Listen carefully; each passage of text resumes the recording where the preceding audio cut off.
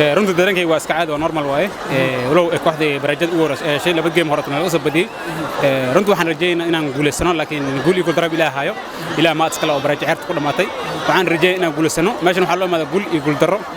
iyo adiga barbardhac saddexdaas mid ka mid ah qaadanay waxaan u mahadcelinaa ilaahay maadiis waaye wal ka waran goolkii ugu horeeyay ayaa dhalisay tan ilaahay markii ku soo biirtay kooxda kubadda cagta Muqdisho Club muxuu ahaa dareenkaaga markaa neefta ku soo celisay maadaama kooxda laba gool lagu lahaa runtii waa dareemi kartaa marka laba gool lagu leeyahay gool lisid waxa ku soo galtay rajo weyn in baraja ageentid runtii barajadan way imaatay ilaahay maad iska leh waxaan rajaynayaa insha Allah kulamada xigo in asaan isaga daran aan ciyaar doono haduu ilaahay ka noqdo